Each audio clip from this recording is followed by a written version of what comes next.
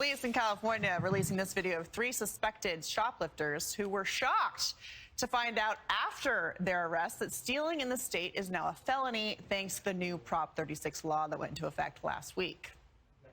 It's a felony? New laws. Stealing is a felony. And this is Orange County.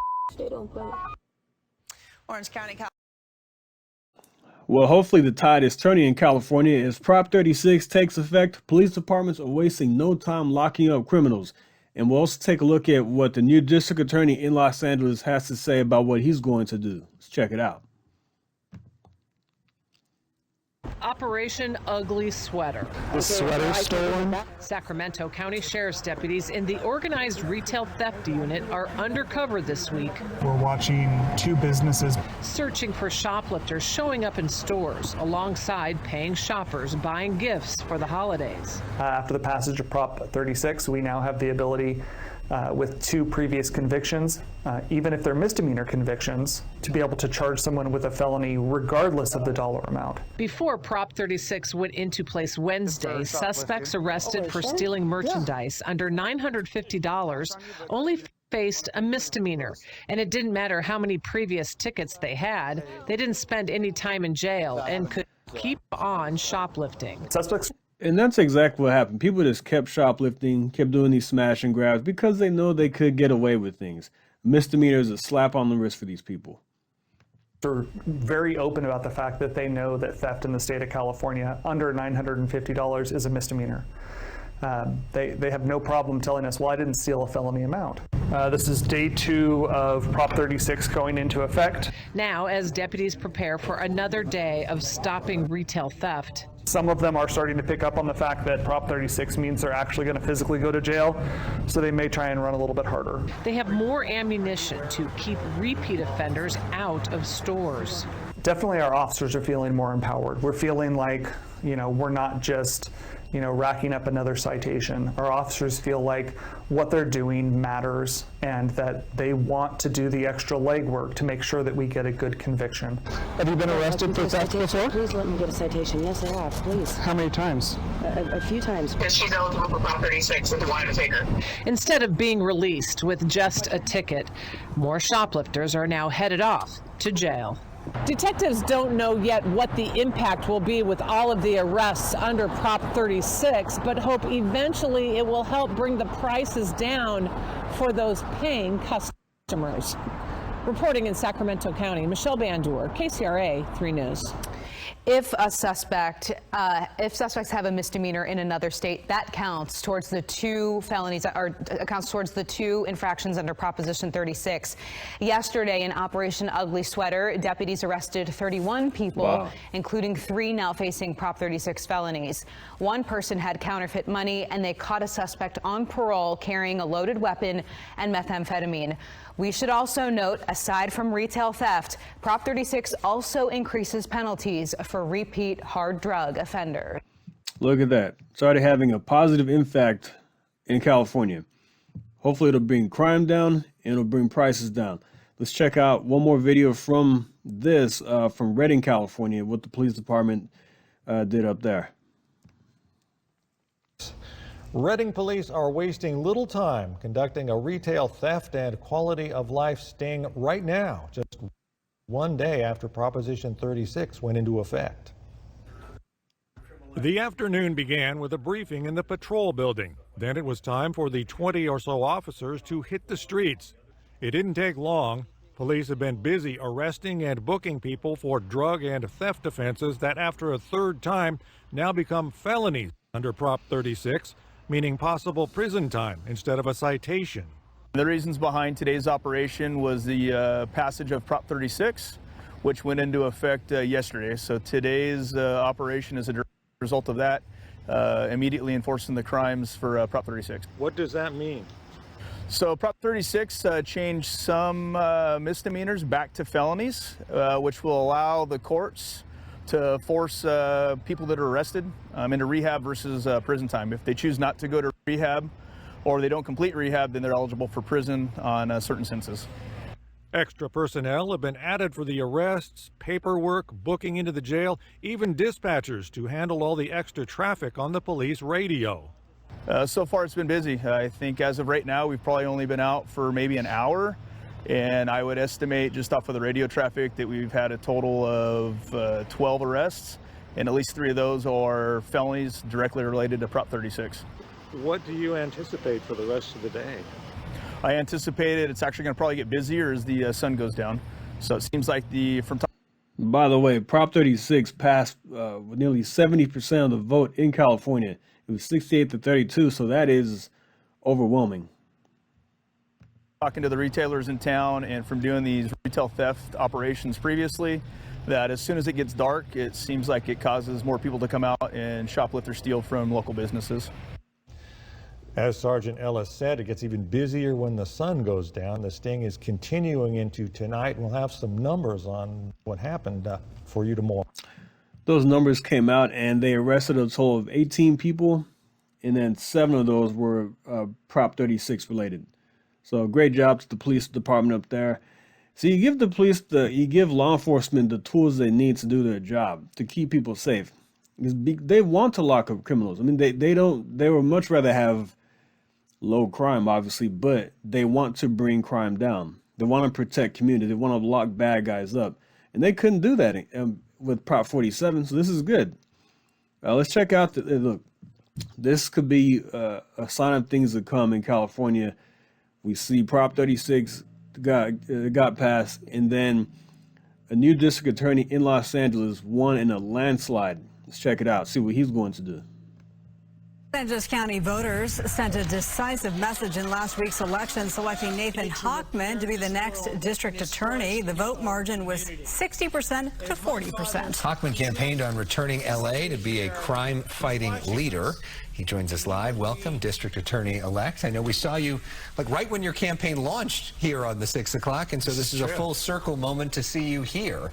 How are you feeling emotionally? How are you processing this? What's going through your mind? You know, it's been a fantastic journey, and I've had an incredible team, and have been able to reach out to thousands of people throughout this county. And what's amazing is it turns out that safety is the crossover issue of 2024. I've spoken to ultra-left liberals, independents, conservative Republicans, black, white, Latino, Asian, community groups, neighborhood associations, all up and down this county. And while they don't agree on much, they do agree on this, that safety for themselves and their family actually matters. It mattered more than political affiliations, as far as I could tell. Yep. You know, because people have just gotten fed up. They're fed up with their cars being broken into, with their homes being robbed, if they're store owners, with their stores being ransacked. And they want to bring back accountability. They want it proportional. They want it smart. They want it common sense. They want the law enforcement officers to do a good job. But they want them to do that job. And my role now as district attorney. You see, there's something we can all agree on. We should have a common sense approach to. Conservatives and liberals may disagree on key issues like abortion, taxes, and things like that. But could we agree on one thing, which is public safety? Is to empower law enforcement, prosecutors, victim groups, store owners, people throughout this entire county to know that the DA's office will be back. We're going to be back and better than ever. Well, which is why Prop 36 passed overwhelmingly, 70 to 30%. And of course, this would increase penalties for certain theft and drug crimes. Day one for you is in about 3 weeks. You were sworn in December 2nd. That is 3 weeks from tonight. What does that look like for the new office that you will take over? What will you do that will be so different from the Gascon administration? What we will do is eliminate extreme pro-criminal policies. I reject extremes on both ends of the pendulum swing, whether it's Gascon's decarceration policies that said that certain crimes and certain criminals would not be prosecuted no matter the facts in the law, but also mass incarceration policies. Again, an extreme policy that says we don't look at the facts in the law, we just want to put as many people in jail as possible.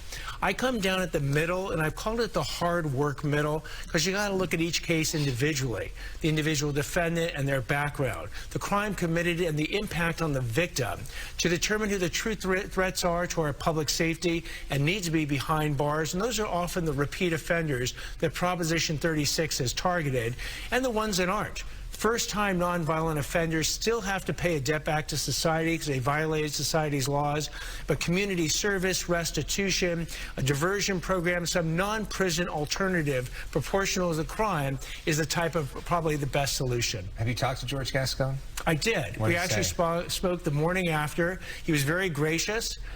He said I ran a good campaign, and he basically said and pledged his support to ensure a smooth transition, which was greatly appreciated. We know that over 90% of the people that worked for him wanted him recalled. Have you heard from them? Oh, yeah. What have they said to you? So on election night, there was probably well over 200 of them at my election night party. I've gotten the support of their union. I've met with over 400 of them. Wow. And they are so excited to get back on the job. I mean, these are people who have dedicated their life to the mission of justice, and in their minds for the last 3.5 years, they've been held back. Picture like the Formula One race starting line. You got the engines revved up, the sound is incredible, the energy is intoxicating, and I'm there to basically wave the flag and get these folks going. Whether it's the prosecutors, law enforcement, victims, people throughout this county, they're ready to go back and bring a proportional accountability to justice in this county. If you can, we have about 30 seconds left. The Menendez brothers case. DA Gascon really hung his hat on this to free them. Where do you stand on this issue? So where I stand is I got to do the hard work. I've got to actually look at the thousands of pages of confidential prison files that I don't have access to, read thousands of pages of transcript from months-long trials. I've got to speak. And see, look at each case. You thoroughly look at it. Then you make a decision on that. Not based on politics, not based on your ideology or anything like that, but based on the facts. And I'm glad this guy is taking a common sense approach, and this is why he won in a landslide. This is Los Angeles. Los Angeles County went for Kamala Harris by a wide margin. I remember they went for Hillary back in 2016. It was like 85-15 for Hillary. LA County is very, very blue. But when it starts hitting people's doorsteps and their businesses, that's when things could take a turn. So it looks like it did get bad enough in that aspect for the people of California. 69-31 is a big margin for Prop 36 to pass. This guy winning by 20 points is huge. So, I mean, California is still a very blue state. It's dominated by LA and San Francisco and all that. But I heard earlier that Trump won. He flipped 10 counties in California. I mean, a lot of conservatives are leaving the state and coming to places like Texas and Florida, Idaho, Tennessee, making these places much more red, much more blood red, I should say. But you still have some common sense people there. You still have a lot of conservatives out there who don't like what's going on. You still have some people out in the middle, who could be persuaded to the right. So we'll see. It's going to take a long time, but we'll see what happens. I care about California because I was born there. Yeah, it's in my blood. I was born in California. And that's not going to change as much as I claim Texas, and Texas is my home and this and that. But I'm a Californian. That's where I was born. So I still have family out there. My childhood friend lives out there, and I have another close friend that lives out there. And I want the best for them. I want them to live in a safe and prosperous state. California is a very beautiful state, and I don't want to see it go to hell, to say the least. But I'm going to leave that right there. Like and subscribe. See you next time.